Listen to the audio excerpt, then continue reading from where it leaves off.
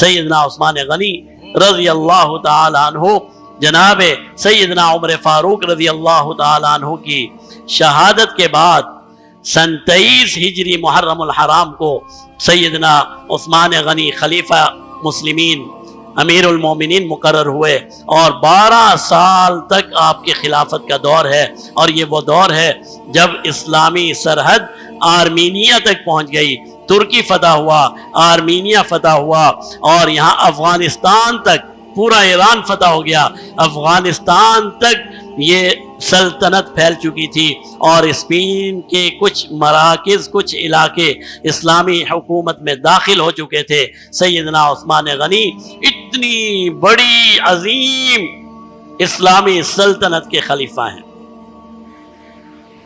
لیکن اگر ہم آپ کی شہادت کا واقعہ دیکھیں تو عجیب، ہمیں تو سمجھ ہی نہیں آ سکتی کہ سیدنا عثمان غنی کیسے شہید ہو گئے۔ ہمارے جو آپس کے معاملات ہیں نا، ہمیں تو سمجھ ہی نہیں آ سکتی کہ عثمان غنی کیسے شہید ہو سکتے ہیں۔ بھائی ایسا شخص جس کی فوج میں طلحہ ہو، جس کی فوج میں علی ہو، جس کی فوج میں حسن ہو، جس کی فوج میں حسین ہو، جس کی فوج میں سیدنا زبیر ہوں، جس کی فوج میں عبداللہ بن زبیر جیسے جلیل القدر صحابی ہوں، جس کی فوج نے آرمینیا بھی فتح کر لیا، قسطنطنیہ ترکی بھی فتح کر لیا، جس نے آذربائیجان کو بھی فتح کر لیا، جس نے یہ ساری ریاستوں کو فتح کرتے ہوئے افغانستان بھی فتح کر لیا ہو، اتنی عظیم سلطنت رکھنے والا امیر المومنین خلیفۃ المسلمین سیدنا عثمان غنی، یہ کیسے ہو گیا کہ 40 دن تک ان کا محاصرہ کیا گیا؟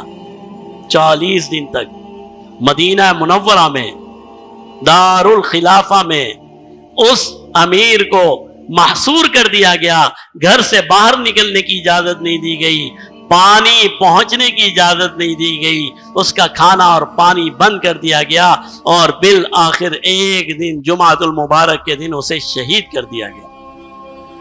میں اور آپ تو یہ سمجھنے سے قاصر ہیں کہ یہ کیا ہے، یہ کیسے ہو سکتا ہے؟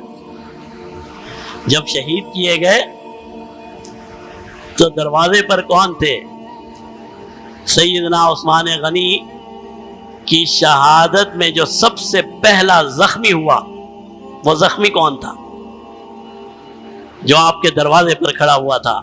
وہ تھے سیدنا حسن بن علی نواسہ رسول رضی اللہ تعالیٰ عنہ۔ بھائی جس کا دربان نواسہ رسول ہو، جس کا نگہبان، جس کے دروازے پر کھڑے دے کر پہرا دینے والا اللہ کے رسول کا نواسہ ہو، پھر اسے کوئی شہید کر جائے، یہ ماجرا کیا ہے؟ یہ ہمیں تو سمجھ ہی نہیں آ سکتا۔ اگر یہ سمجھنا ہے تو پھر ہمیں عشق رسول اور عشق مصطفیٰ میں ڈوبنا ہوگا۔ اگر ہمیں یہ سمجھنا ہے پھر اپنے دل میں اللہ کا خوف پیدا کرنا ہوگا۔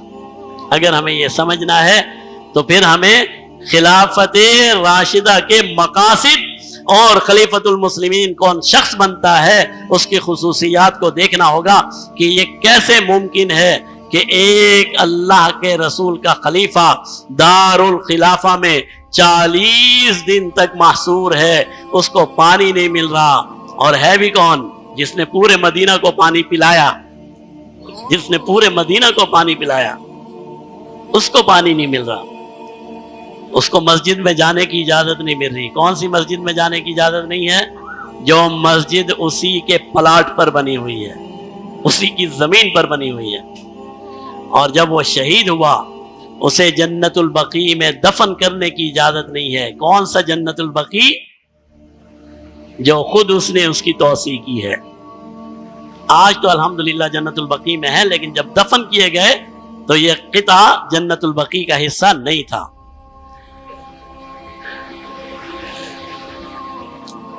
اتنا بڑا عظیم خلیفہ، اتنی بڑی سلطنت کا مالک، اللہ کے رسول کا رفیق، اللہ کے رسول کا داماد، ذی النورین سیدنا عثمان غنی رضی اللہ تعالی عنہ مدینہ منورہ میں شہید ہوئے ہیں۔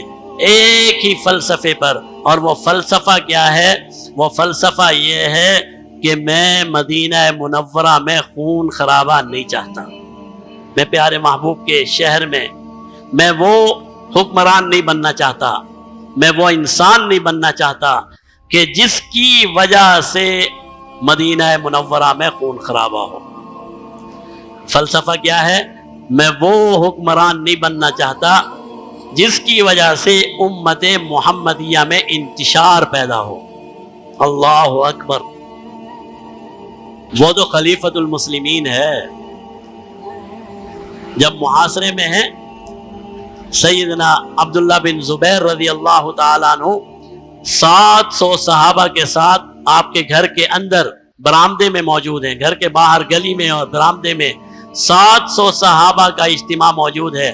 سیدنا عبداللہ بن زبیر نوجوان صحابی ہیں، جوش اور جذبے والے ہیں، آپ کی خدمت میں گئے اور عرض کی، یا خلیفۃ المسلمین، اے عثمان غنی، ہمیں اجازت دے دیجئے، 1 منٹ کا مسئلہ ہے، ہم نے تو بڑے بڑے جہاد کیے ہیں، یہ کیا چیز ہے، ہمیں اجازت دے دیجئے، ہم ان پر حملہ کریں گے اور مدینہ منورہ کو ان سب سے پاک کر دیں گے۔ فرمایا نہیں، الفاظ سنیے، فرمایا نہیں، میں نہیں چاہتا کہ میں وہ حکمران بن جاؤں کہ جس کی وجہ سے اس امت میں انتشار پیدا ہو۔